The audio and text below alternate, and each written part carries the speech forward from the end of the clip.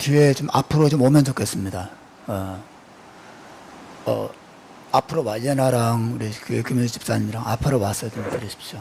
제가 집중도 안 되고 하기 때문에 앞으로 옮기면 좋겠어요. 네, 좋습니다.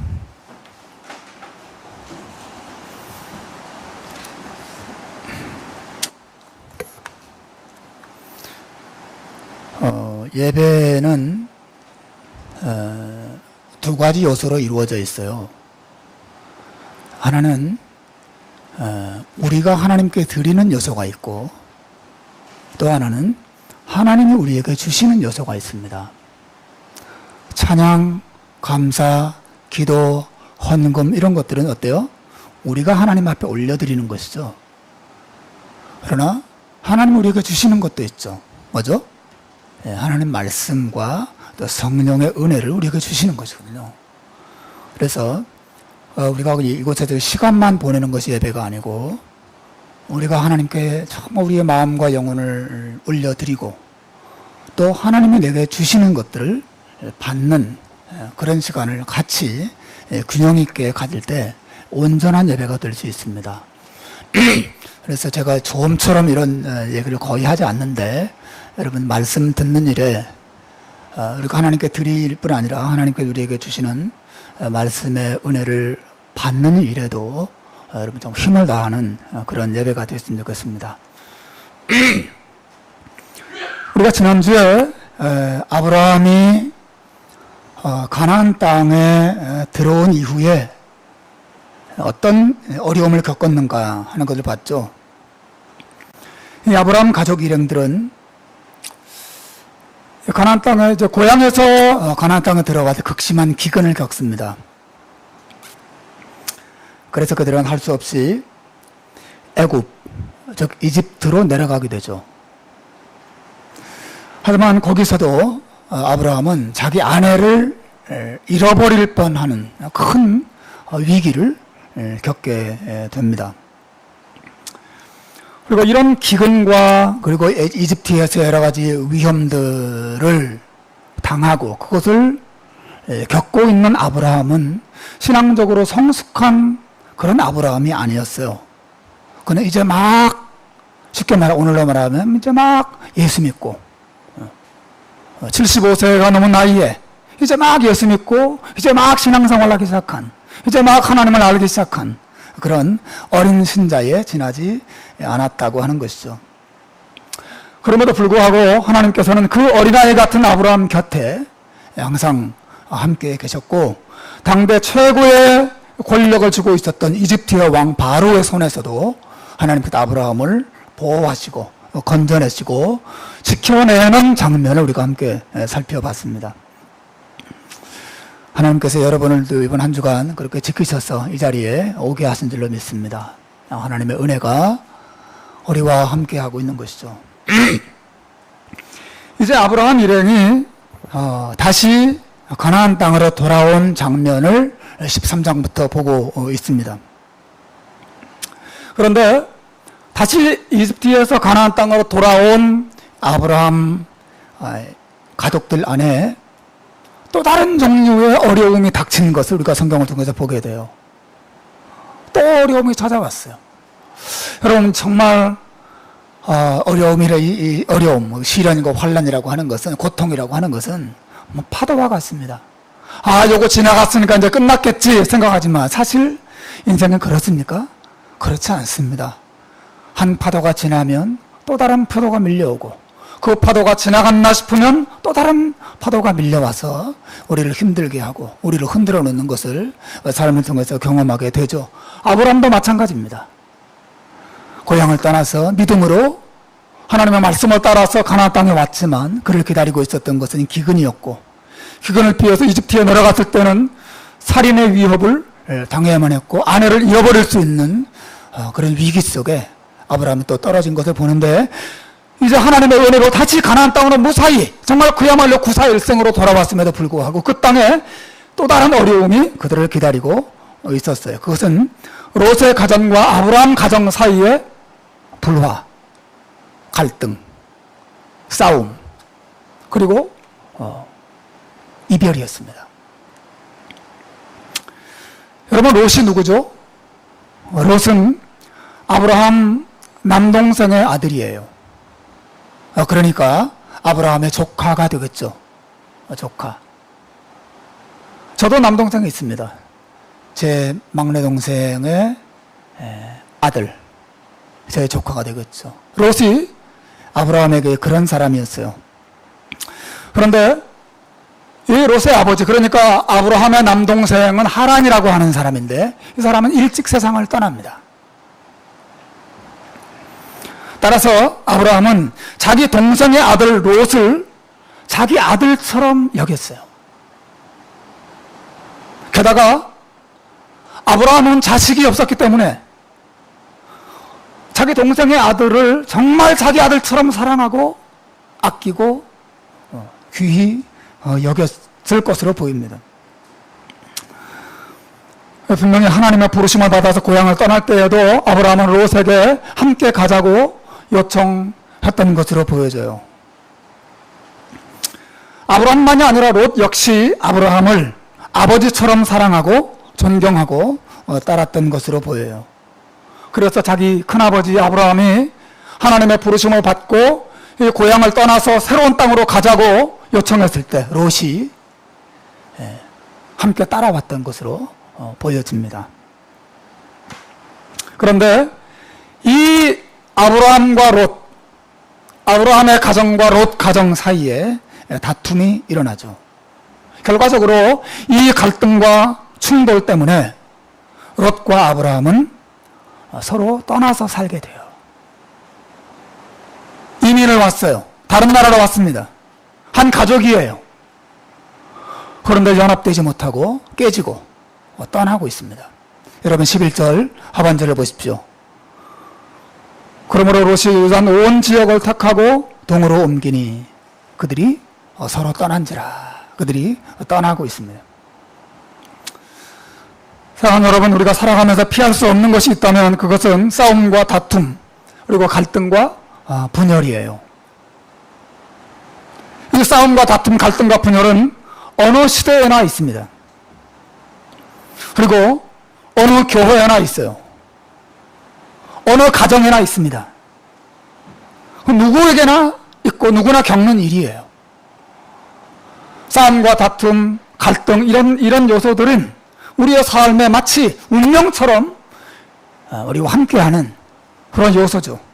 그래도 우리 모두에게 큰 고통과 슬픔을 안겨줍니다. 여러분도 여러분 가정 안에서 이 싸움과 다툼, 만남과 이별 겪고 계신 분도 있고 이미 겪으신 분도 계실지도 모르겠어요.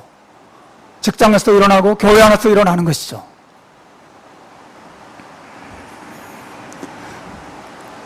여러분, 이 싸움과 갈등의 원인이 무엇으로 보입니까? 오늘 본문은 무엇이라고 말합니까? 1차적으로 오늘 본문은 그것이 환경 때문이라고 이야기하고 있어요. 오늘 본문 6절과 7절을 보십시오. 우리 한번 읽어보겠습니다. 시작. 그 땅이 그들이 동거하기에 넉넉하지 못하였으니 이는 그들의 소유가 많아서 동거할 수 없었음이니라.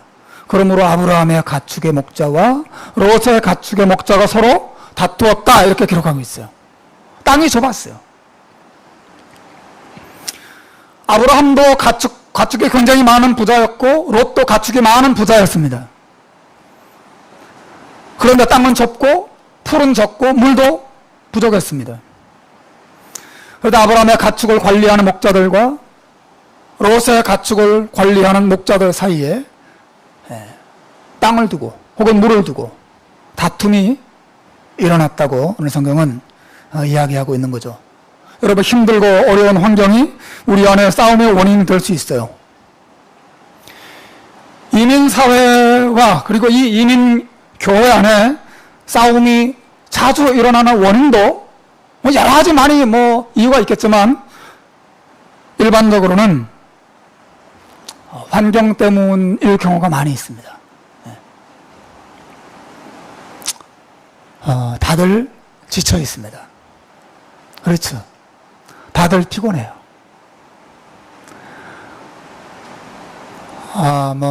슈퍼 부자들은 극히 적습니다. 다 하루 벌어서 하루 먹고 저축할 겨를도 없이 그렇게 살아갑니다. 그렇게 미래가 다 불안하죠. 그리고 이 이민사회에 사는 동안에 많은 억눌림과 그리고 자존심 상하는 일들을 백인들로부터 혹은 동족들로부터 겪기도 하죠. 그런 여러 가지 환경이 우리 이민교회 신자들로 하여금 예민하게 만들어요. 누가 내 자존심을 조금이라도 건드리는 말을 하면 뻥 터지죠. 환경이 싸움과 갈등의 원인이 되기도 해요. 때때로 제가 제일 예민한 시간은 토요일 저녁이거든요. 주일 준비 때문에 막 하루 종일 막 신경이 곤두서 있습니다. 그리고 아이들 그때 되면 이제 제가 종종 아이들에게 소리도 지르고 짜증도 내고 그러거든요. 애들이 늘 하는 말이 있습니다. 또 토요일이구나. 애들 금방 합니다. 토요일이 됐군. 얘들아 가만히 있어. 오빠 가만히 있어. 토요일이야. 이렇게 말합니다. 환경이 우리를 그렇게 예민하게 만들고 우리를 힘들게 하고 또 갈등의 원인이 되기도 하죠. 하지만 여러분, 환경이 모든 다툼과 갈등의 원인 전부는 아니에요. 환경을 바꾸어주면 싸움이 사라질까요? 아브라함과 롯 가족들이 좀 더 넓은 곳으로 옮기면 싸움이 사라졌을까요? 잠시 가라앉을지 모르지만 또 다른 갈등이 그들 안에 생기면 그들은 또 부딪히게 되고 싸움을 경험하게 될 겁니다. 제가 은퇴를 하고 더 이상 설교 준비를 토요일날 하지 않게 되면 제가 전혀 화를 내지 않고 짜증을 내지 않는 평화로운 사람이 될 수 있을까요? 잠깐이죠. 내 자신의 본질이 변하지 않는 한 환경의 약간의 변화는 진정한 평화와 안정의 길은 아니에요. 여러분이 좀 더 넉넉하게 살고 여러분이 다 비자를 가지게 되고 여러분이 안정된 삶을 시드니 땅에서 살게 되면 여러분의 가정에 진정한 평화와 행복이 찾아오리라고 생각하세요? 그렇지 않습니다.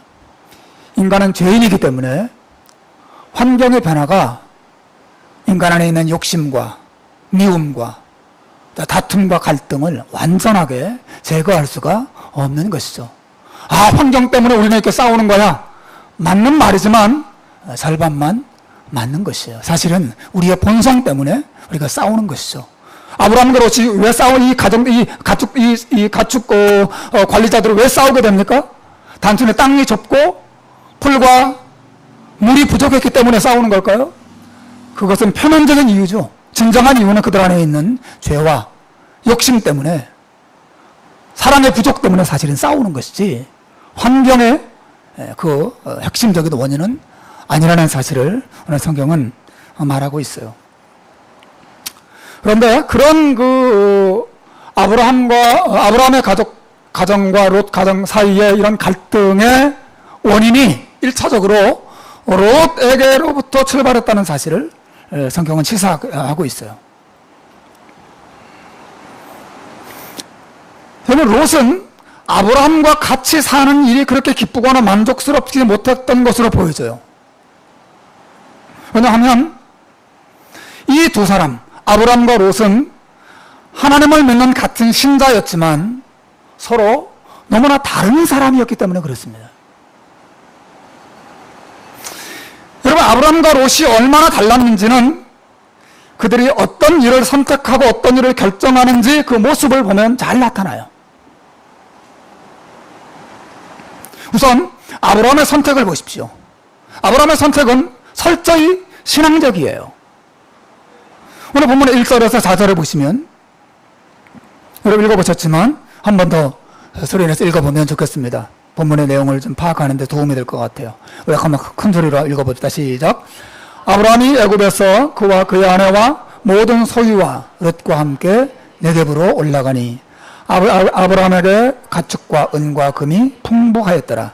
그가 네겝에서부터 길을 떠나 베델에 이르며 베델과 아이 사이 곧 전에 장막 쳤던 곳에 이르니 그가 처음으로 제단을 쌓은 곳이라. 그가 거기서 여호와의 이름을 불렀더라 하고 말합니다. 아브라함이 이집트에서 가나안 땅으로 돌아왔어요. 돌아오자마자 아브라함이 가장 먼저 했던 일이 뭔지 아세요? 그것은 이사하는 일이었습니다. 그는 네게브라고 하는, 즉 가나안 남부 지방에 머물러 있었어요. 그런데 거기 있다가 이집트로 내려갔거든요. 근데 이집트에 다시 네게브로 돌아왔는데 네게브로 돌아오자마자 뭐 합니까? 이사를 하고 있습니다. 어디로 이사합니까? 베델과 아이 사이에 있는 한 지역으로 아브라함이 이사를 가는 것을 봅니다. 그 지역은 오늘 본문이 이야기하듯이 아브라함이 처음 하나님께 제단을 쌓고 하나님을 예배하고 하나님께 기도하고 하나님을 깊이 만났던 그런 장소예요.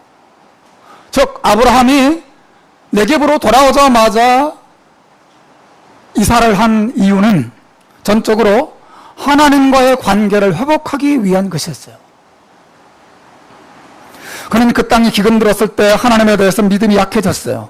그런데 이집트로 내려갔습니다. 이집트 안에서도 헤맸습니다. 이제 아브라함은 다시 믿음을 회복하기 원했던 것이죠. 그래서 그는 가나안 땅으로 돌아오자마자 네겝을 떠났다. 자기가 처음 하나님을 만나 처음 하나님께 예배했던 그곳으로 올라가서 그곳에서 다시 제단을 쌓고 하나님의 이름을 부르는 것을 볼 수 있습니다. 이 아브라함의 선택이에요. 문제는 롯이 아브라함의 그러한 결정과 그러한 선택이 마음에 들지 않았다는 것이죠. 왜냐하면 그 지역은 신앙적으로는 은혜로운 곳이었을지 모르지만 경제적인 측면에서는 그다지 도움을 주지 못하는 곳이었기 때문에 그렇습니다. 여러분이 본 것처럼 그 지역은 양떼와 소떼를 기르기에는 너무나 좁은 곳이었어요. 아브라함도 가축이 많았고 롯도 가축이 많았는데 아브라함이 좀 넓은 곳으로, 물이 많은 곳으로, 가축을 치기에 적합한 곳으로 선택해서 이동했다라면 훨씬 더 좋았을 텐데 아브라함은 그런 걸 전혀 개의치 않습니다. 그는 자기가 하나님을 만난 곳, 하나님과 관계 회복할 수 있는 곳, 하나님을 향한 믿음을 회복할 수 있는 곳을 찾아서 올라갔을 뿐이에요. 여러분, 롯은 그게 분명히 마음에 들지 않았을 거예요. 왜? 그걸 어떻게 할 수 있습니까? 그 다음에 롯이 아브라함을 떠날 때 그의 선택 기준이 무엇인가를 보면 롯이 어떤 사람이었는가를 잘 알 수 있는 것이죠. 롯은 어떤 선택을 합니까? 여러분 10절로 13절 내용을 보십시오. 한번 읽어보겠습니다. 시작. 이에 롯이 눈을 들어 요단 지역을 바라본즉 소알까지 온 땅에 물이 넉넉하니 여호와께서 소돔과 고모라를 멸하시기 전이었으므로 여호와의 동산 같고 애굽 땅과 같았더라. 그러므로 롯이 요단 온 지역을 택하고 동으로 옮기니 그들이 서로 떠난지라. 아브라함은 가나안 땅에 거주하였고 롯은 그 지역의 도시들에 머무르며 그 장막을 옮겨 소돔까지 이르렀더라. 소돔 사람은 여호와 앞에 악하며 큰 죄인이었더라. 여러분, 롯은 어떤 땅을 택합니까? 하나님과 관계를 중심으로 선택합니까? 그렇지 않습니다. 그는 철저히 자기 이익을 중심으로 선택하고 있습니다. 롯은 그런 사람이었습니다. 롯이 신자예요. 롯은 하나님을 알고 하나님을 믿는 사람입니다. 하지만 그의 선택은 아브라함과 달랐어요. 둘 다 똑같은 신자지만 두 사람의 선택은 전혀 다릅니다. 아브라함은 그 선택이 내가 이것을 선택하면 얼마나 가축을 먹이기에 적합한가, 그것의 기준으로 삼지 않았습니다. 그러나 롯은 정반대예요. 롯은 물이 넉넉한가, 처장이 비옥한가, 내가 가축을 풀어놓고 가축을 먹을 수 있을 만한 곳인가, 내 재산을 증식하기에 좋은 곳인가, 그것이 관심이 있었어요. 그 선택가서 요단 온 들이온 소돔과 고모라 주변에 넓은 들판 지역이 있는데 그 지역은 어떤 지역이었습니까? 영적으로는 악하고 음란한 지역이었다고 성경은 말합니다. 소돔 사람은 여호와 앞에 악하며 큰 죄인이었더라. 롯은 그 땅에서의 삶이 하나님과 자신의 관계에 어떤 영향을 미칠 것인가에 대해서는 관심을 기울이지 않습니다. 그리고 그 땅에 들어가면 자기 자식들이 그 땅 문화 때문에 어떤 영향을 받게 될지 전혀 개의치 않습니다. 그의 선택은 전적으로 물질적이고 현실적이고 손에 잡히는 것 중심에 판단과 결정을 내리는 것을 보는 것이죠. 따라서 롯과 아브라함은 전혀 다른 사람이었어요. 롯은 아브라함을 떠나기 전에 분명히 아브라함의 성격과 결정에 대해서 불만이 많았던 것으로 보여져요. 롯은 아브라함을 믿을 수 없다고 생각했을 겁니다. 여러분 알다시피 롯은 아브라함을 믿고 고향을 떠났어요. 롯은 아브라함을 믿고 고향을 떠났어요. 하지만 가나안 땅에 오니까 기근에 닥칩니다. 이 기근을 피해서 이집트로 내려가는데 아브라함이 그 이집트에서도 계속 헤매요. 믿음의 담대한 모습, 지혜로운 모습을 보이지 않습니다. 계속 헤매는 모습을 보여줘요.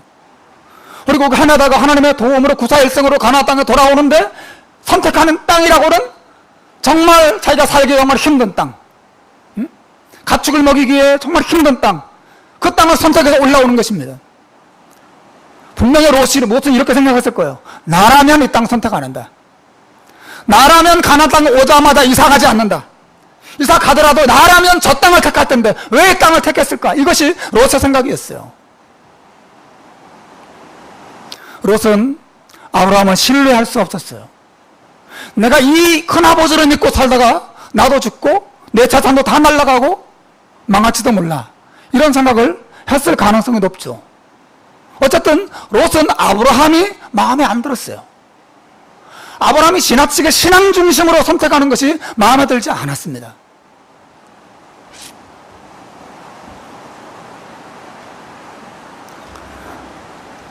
그래서 아브라함에 대한 롯의 신뢰가 깨진 것이죠. 저는 지금 여러분에게 무엇을 말하고 있습니까?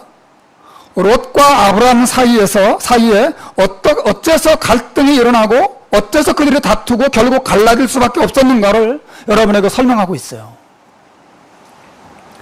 그 겉으로 볼 때는 환경 때문으로 보여져요. 땅이 좁다. 물이 부족하다. 초당이 부족하다. 표면적으로는 환경 때문에 그들이 싸운 것처럼 보여져요. 하지만 좀 더 진지하게 살펴보면 그것은 아브람과 롯 사이에 신앙적인 균열이 있었던 것이죠. 아브람과 롯은 전혀 다른 종류의 사람이었어요. 아브람은 철저히 믿음과 하나님의 뜻과 하나님의 말씀 중심으로 선택을 하려고 부단히 애를 쓰는 사람이었어요. 여전히 어리고 부족한 사람이었지만 그래도 말씀을 바라보려고 몸부림치는 사람이 아브람이었어요. 롯은요, 아주 현실적인 사람이었습니다. 여러분 나중에 보시게 되겠지만 롯이 소돔과 고모라 성에 들어가서 그 성이 망할 때에도 그 성을 떠나는 일을 주저하는 것을 보게 돼요. 롯은 그런 사람이었습니다. 롯은 믿음을 가지고 있었지만 여전히 현실에 깊이 물들어 있는 그런 사람이었습니다. 그리고 이러한 성향 때문에 온 가족이 다 망하죠. 하나님의 징계를 크게 받습니다. 사실 이러한 그 신앙적인 균열 때문에 아브람과 롯은 같이 살 수가 없었던 것이죠.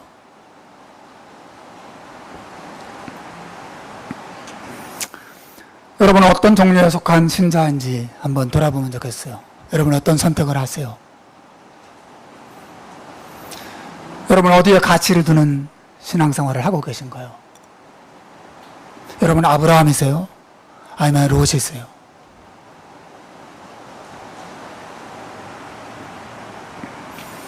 여러분 이 롯과 아브라함이 서로 떨어져 지내자고 제안한 것은 롯이 아니라 아브라함이었다는 것을 기억하셔야 됩니다.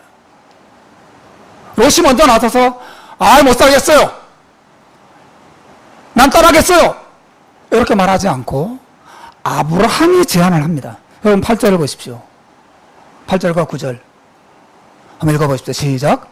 아브라함이 롯에게 이르되 우리는 한 친족이라 나나 너나 내 목자나 내 목자나 서로 다투게 하지 말자. 내 앞에 온 땅이 있지 아니하냐? 나를 떠나가라. 내가 좌하면 나는 우하고 내가 우하면 나는 좌하리라. 다시 말하면 여러분 아브라함은 롯을 떠나보내지 않을 수 없었다고 하는 거예요. 왜 그랬을까요? 물론 그들 땅이 좁기 때문이기도 했지만 그리고 그들의 목자들이 서로 싸웠기 때문이기도 하지만 아브라함은 롯이 더 이상 자신을 신뢰하지 않는다는 사실을 잘 알았습니다.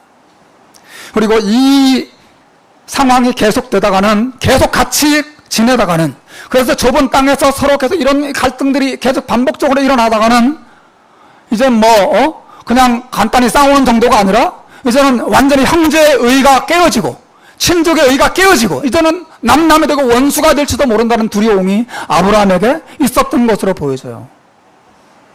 그래서 아브라함은 그런 심각한, 말 그대로 그냥 폭탄이 가정에 떨어지기 전에 우리가 잠시 떨어져 지내는 것이 좋다고 아브라함이 판단했던 것으로 보여져요.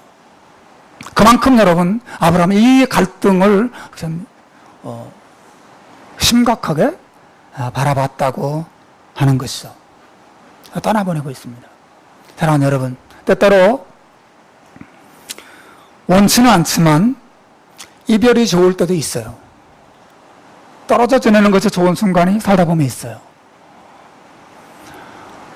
시부모님들과 며느리 사이에 갈등이 있을 때 잠깐 떨어져 지내는 것도 좋은 순간이 있죠. 또 부부끼리도 마찬가지죠. 이혼까지는 아니더라도 여보, 우리 잠깐 좀 냉각기를 가집시다. 서로 생각을 좀 정리하는 시간을 가집시다. 이렇게 잠깐 떨어져 지내는 것도 좋죠. 부모와 자식의 갈등이 심할 때에도 그런 시간을 갖는 것이 좋고, 친구끼리도 그렇습니다.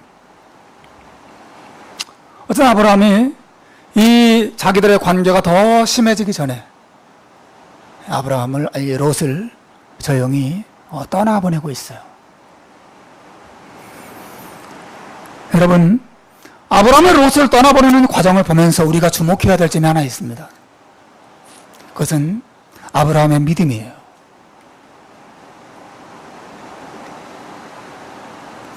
사실 아브라함이 롯을 떠나보내는 일은 큰 아픔이었어요. 그것은 사랑하는 아들을 잃는 일과 같았습니다.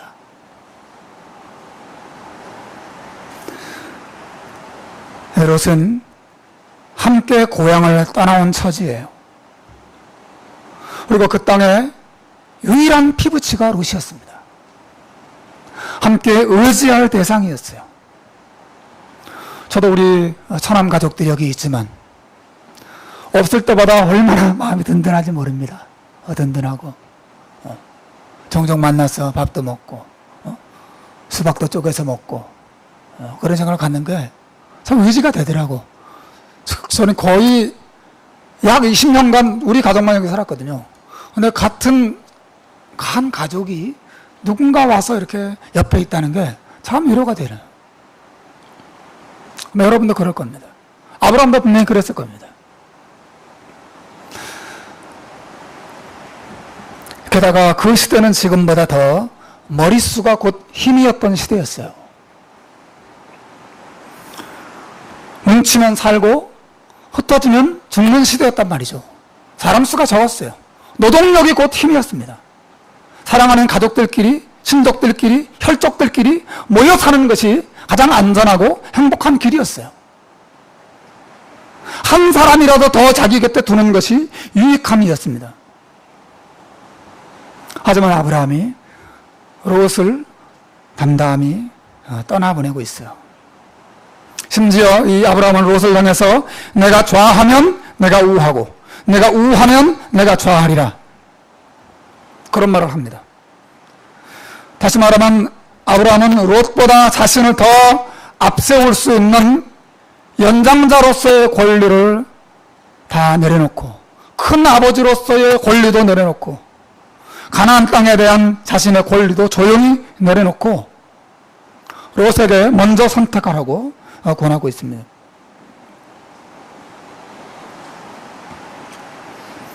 이것은 자포자기는 아니에요. 사실 롯을 향한 아브라함의 사랑을 완전히 거둔 건 아니었거든요.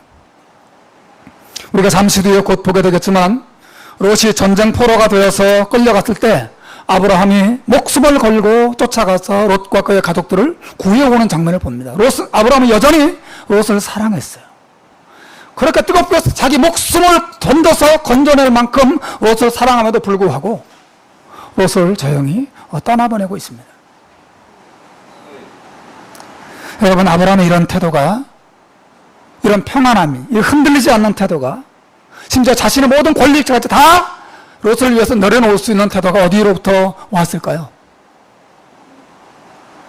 다름 아닌 하나님을 향한 믿음에서 나온 것이에요. 다시 말하면 아브라함이 하나님을 신뢰하지 않았다면, 아브라함이 하나님을 믿지 않았다면 롯을 결코 떠나보낼 수 없었을 것입니다. 걔도 자기 곁에 붙잡아두고 신앙적인 차이를 그냥 대충 뛰어넘으면서 그냥 같이 협력해서 우리 같이 살자라고 말했을 것입니다. 그러나 아브라함이 롯을 떠나보내고 있어요. 아브라함은 롯을 의지하지 않습니다. 아브라함이 사람을 의지하지 않습니다. 그리고 롯이 자기를 이해해 주지 못하고 자기의 신앙과 자기가 정말 하나님을 정말 진심으로 추구하는 그런 모습을 이해해 주지 못할 때에도 지나치게 분노하지 않습니다. 여전히 롯을 긍휼히 여기고 사랑하는 마음으로, 그러나 그 관계가 너무 악화되지 않게 하기 위해서 떠나보내고 있는 것이죠. 여러분, 이 아브라함의 이런 평안함, 이 여유랄까요? 혹은 자비와 긍휼을 롯에게 베푸는 태도랄까요? 이런 관용의 자세랄까요? 이런 것들은 전적으로 하나님을 향한 아브라함의 믿음에서 나오는 것이었어요. 아브라함은 하나님을 믿었습니다. 그래서 사람이 자기를 이해하지 못할 때에도, 사람들이 자기 곁을 떠날 때에도 지나치게 흔들리거나 낙심하지 않습니다. 아브라함은 이집트에서 올라올 때 많은 부를 얻었어요. 하지만 그는 그 재산을 의지하지 않습니다. 자기 조카 롯에게 먼저 선택권을 내어주고 더 좋은 땅, 더 넓은 땅을 롯이 차지하도록 양보하는 것을 보십시오. 그는 재산을 의지하고 있지 않습니다. 아브라함의 이런 관용과 이런 여유, 이런 평안함, 이것은 전적으로 그가 하나님을 믿는 믿음에서 나오는 것이었어요. 사랑하는 여러분, 우리도 살아가면서 아브라함처럼 많은 일을 겪어요. 주변 사람들이 우리를 이해해 주지 못할 때도 있습니다. 또 주변 사람들이 나를 미워하고 나를 신뢰하지 못하는 것을 겪을 때도 있어요. 그리고 내가 원하든지 다른 사람이 원하든지 내가 사랑했던 그리고 의지했던 그 사람이 내 곁을 떠날 때도 있어요. 그리고 외로움을 겪을 때도 있습니다. 재산을 잃을 때도 있고 재산을 더 얻을 때도 있죠.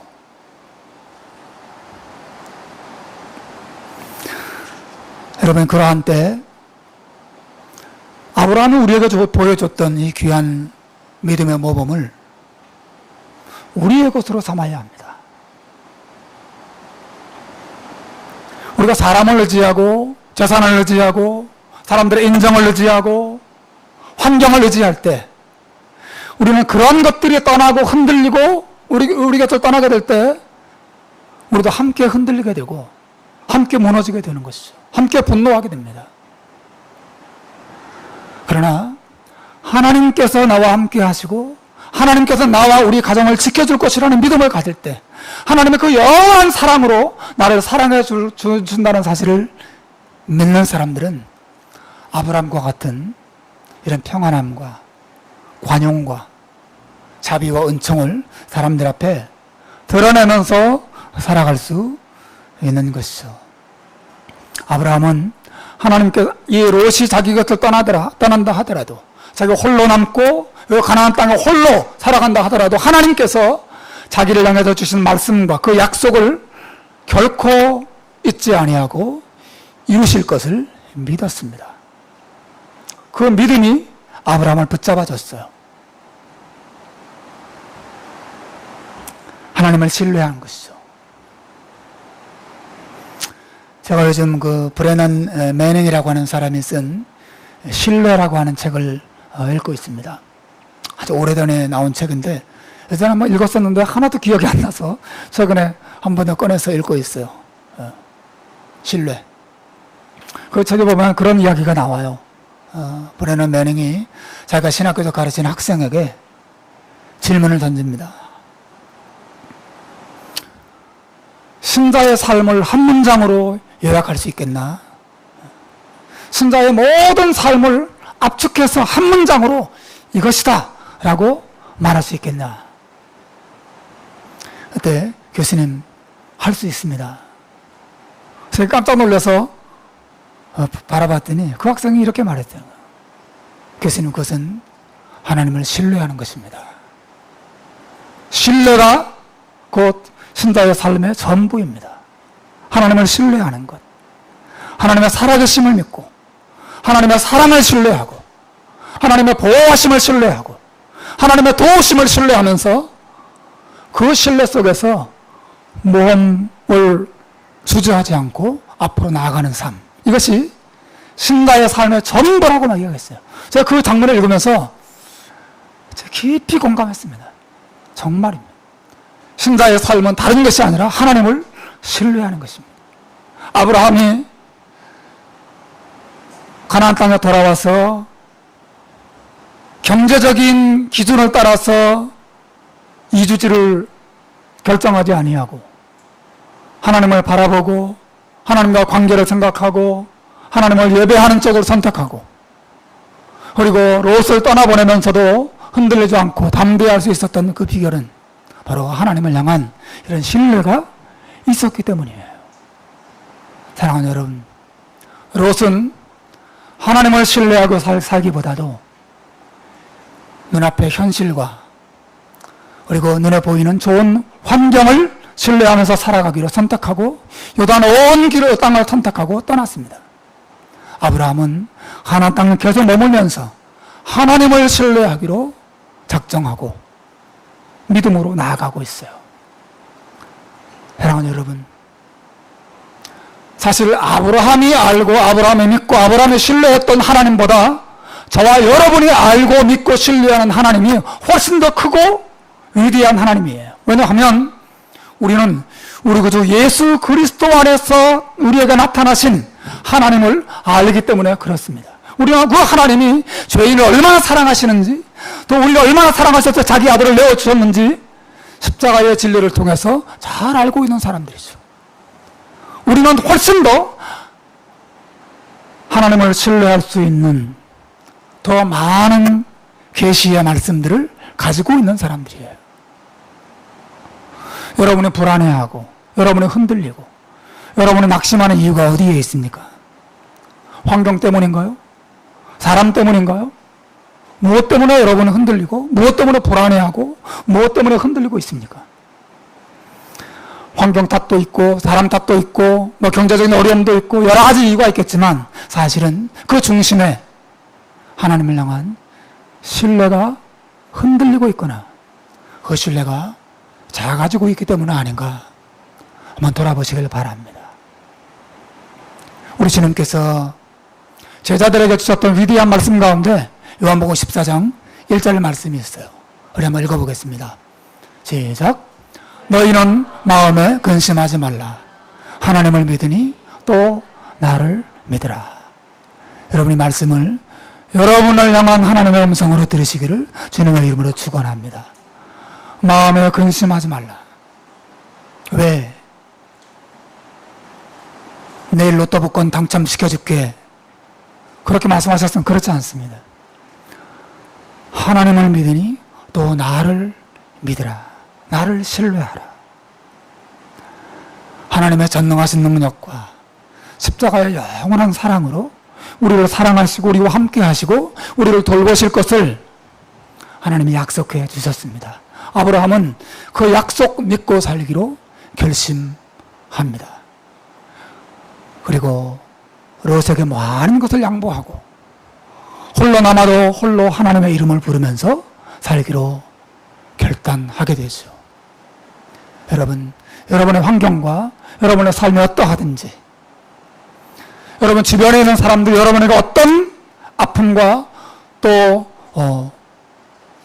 슬픔을 안겨주든지 살아계신 하나님과 그의 은혜와 사랑을 그리스도 예수 안에서 신뢰하면서 믿음으로 살아가는, 믿음으로 평안을 누리는 이런 또 한 주간 여러분의 삶이 되기를 주님의 이름으로 축원합니다. 기도하겠습니다.